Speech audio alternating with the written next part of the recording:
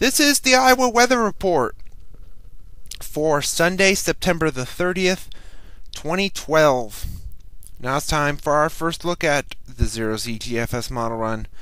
At 1 p.m. this afternoon, we have an upper level low over the east and another over the south. And around here, we're in between the two and seeing sunshine and temperatures in the 70s to lower 80s, with some rain heavy at times across the Gulf Coast and a little bit over New England into the eastern Great Lakes. Monday, that system to our south moves into the mid-south, Alabama, Mississippi, Tennessee, with some rain maybe as far north as St. Louis, but around here we may see an isolated shower just to our north, but unfortunately that doesn't materialize. But this storm to our east sure does, bringing rain to the Ohio Valley, the Tennessee Valley, the east, but not around here. And here comes a system in from the northwest here on Wednesday that could bring some rain to North Dakota and Montana with some high elevation snow. System to our east begins to dissipate. Thursday, here comes the storm, rain showers, maybe a thunderstorm or two with this system. As cold air starts dumping out of the north and west, temperatures will drop into the 60s Thursday and into the 50s to near 60, maybe low 60s on Friday, and lows back into the 30s as a cold front comes racing through Thursday into early Friday. And Saturday, to start off the first weekend of October, it's going to be very cold.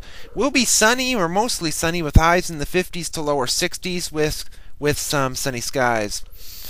A week from today, still remaining fairly cool with a northerly flow or a northwesterly flow coming out of Canada, a bit of a ridge pumping up over western Canada.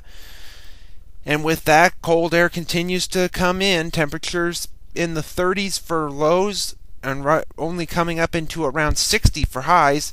50s north and east to lower to mid 60s south and west with mainly sunny skies. A couple days later, on October the 11th, now we have a ridge over the middle part of the country, in between an upper level feature over the southern California coast and a big vortex over eastern Canada.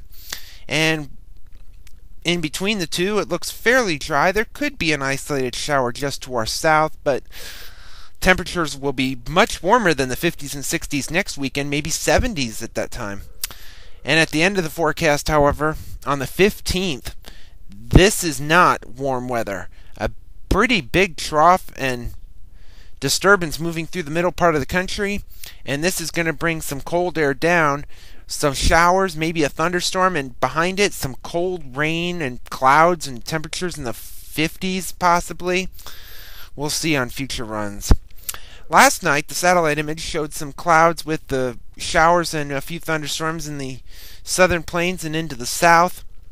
Some cloudiness moving off the eastern seaboard and a few clouds in the mountains. Watch warning map from last evening. The air quality alert continuing over eastern Washington. Some heat advisories and excessive heat watches along the California coast. Flash flood watches in the south, along with a few fog advisories in Kentucky and the Panhandle. QPF chart precipitation over the next 5 days. This is through Thursday evening at 7 o'clock, and this will include a lot of heavy rain along the Mississippi Delta region into the mid-south, and some rain around here, but later in the week.